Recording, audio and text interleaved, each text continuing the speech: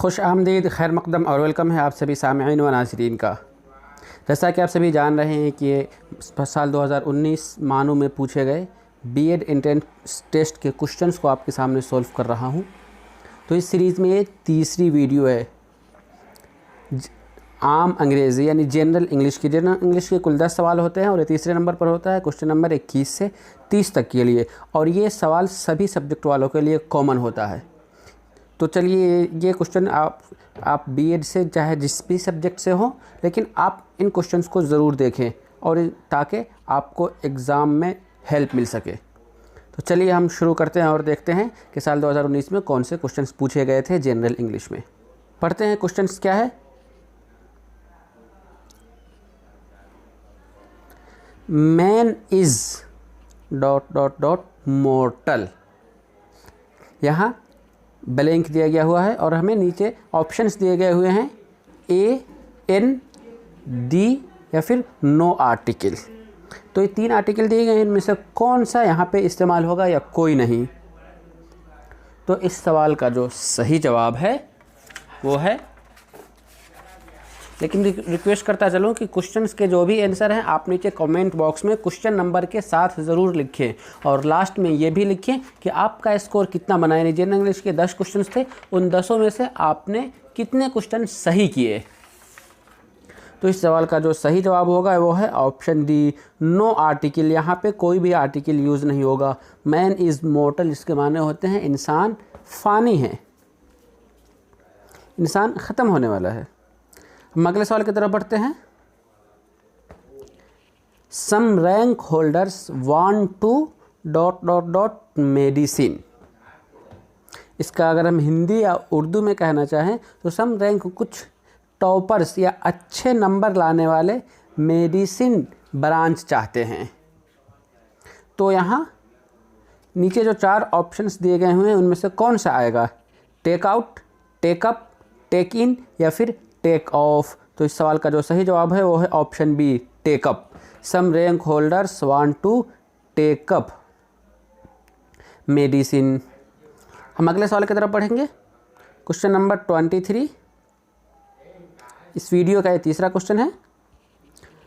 A book written by a person about his own life. यानी वैसी book जो अपनी ज़िंदगी के बारे में वो खुद शख्स लिख रहा हो। जैसे मैं अपनी ज़िंदगी के बारे में अब एक बुक लिखूं तो उसे क्या कहा जाएगा? बायोग्राफी, ऑटोबायोग्राफी, बायोडाटा या फिर प्रोफाइल। तो इसमें जो 2 ऑप्शंस दिए गए हैं आपके पास, एक बायोग्राफी और दूसरा ऑटोबायोग्राफी। तो हम बायोग्राफी कहते हैं जो किसी दूसरे शख्स के ज़रिए, किसी दूसरे व्यक्ति के ज़रिए कोई दूसरा पर्सन किसी और की लाइफ के बारे में लिखे, किसी और की जीवनी कोई और लिखे तो वो बायोग्राफी होगा। लेकिन हम खुद अपनी ज़िंदगी के बारे में अपने हालात लिखे, जैसे उर्दू में सवानह निगारी कहते हैं, तो उसे हम ऑटोबायोग्राफी कहते हैं। तो यहाँ क्वेश्चन वही पूछा गया है कि a book written by a person about his own life. किसी शख्स के अपनी ज़िंदगी के बारे में जो बुक लिखी जाएगी उसे क्या कहेंगे? तो उसे कहेंगे ऑटोबायोग्राफी। इस सवाल का सही जवाब ऑप्शन बी, ऑटोबायोग्राफी। हम अगले सवाल की तरफ बढ़ रहेंगे। Building in which objects of artistic, cultural and scientific interests. यानी एक ऐसी बिल्डिंग, ऐसी इमारत जो कि आर्टिस्टिक, फ़नी एतबार से और कल्चरल, तहज़ीब और साइंसी एतबार से इंटरेस्ट हो, साइंसी एतबार से जहाँ दिलचस्पी की चीज़ें मौजूद हो, उसे हम क्या कहेंगे? ऑब्जर्वेटरी, बी म्यूज़ियम, सी आर्काइव और डी रिलिक। तो इस सवाल का जो सही जवाब है वो है option B, museum.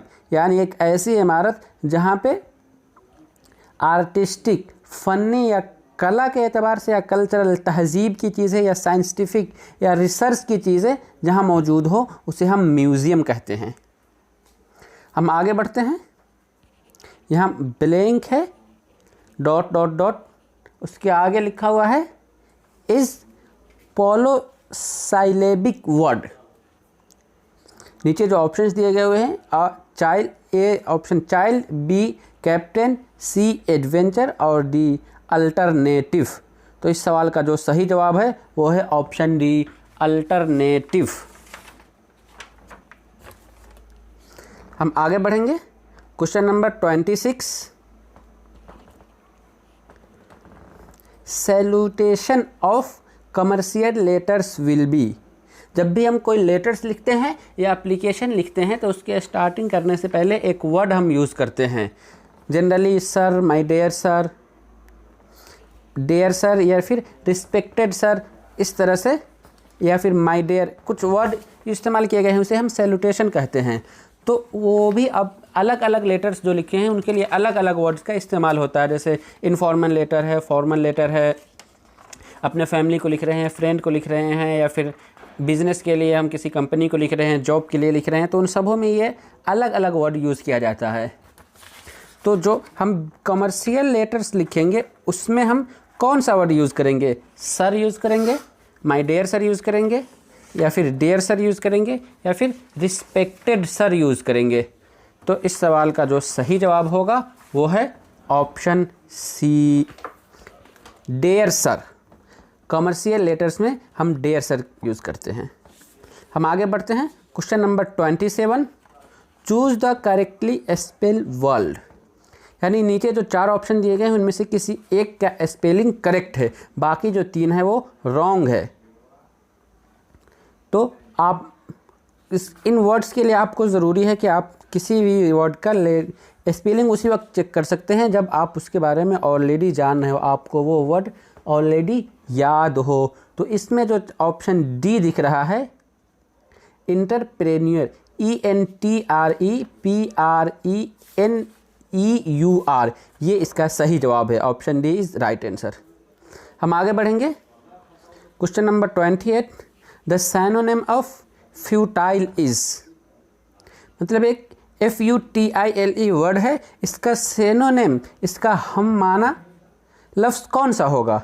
Option A useful, B rare, C useless और डी कॉस्टली। तो इसके लिए हमें ज़रूरी है कि फ्यूटाइल का मीनिंग हमें जानना ज़रूरी। फ्यूटाइल की मीनिंग क्या होते हैं? तो बेकार, बेज़रूरत की चीज़। तो नीचे जो ऑप्शन दिए, ऑप्शन सी यूजलेस, जिसका कोई भी ज़रूरत ना हो।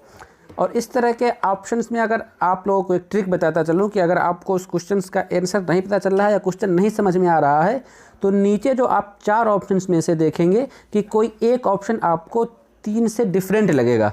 जैसे यहाँ पे यूज़फुल, रेयर और कॉस्टली, ये सभी पॉजिटिव में हैं। कॉस्टली भी पॉजिटिव है, रेयर भी बहुत कम मिलता है, मतलब वो भी बहुत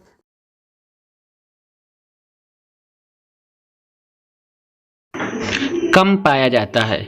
और इस तरह से यूज़फुल, तो जो चीज़ यूज़फुल होगा वो कॉस्टली भी होगा, और कम पाया जाएगा, या जो कॉस्टली होगा वो बहुत ही यूज़फुल होगा। क्वेश्चन नंबर 29 या इस वीडियो का सेकेंड लास्ट क्वेश्चन है, plural form of syllabus is. Syllabus एक वर्ड है, ये वो क्वेश्चन पहले भी मानो कि एग्ज़ाम में पूछा जा चुका है। तो इसका फुल फॉर्म क्या होगा? सॉरी, इसका प्लूरल फॉर्म क्या होगा? सॉरी, पता नहीं क्या बोलता जा रहा हूँ।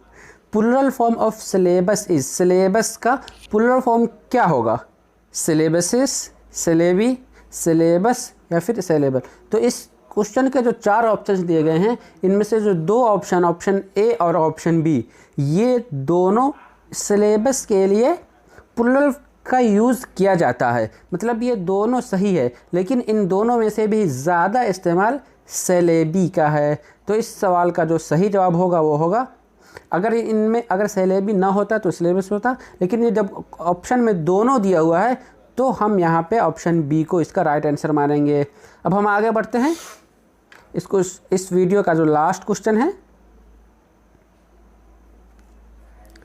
Choose the correct passive sentence.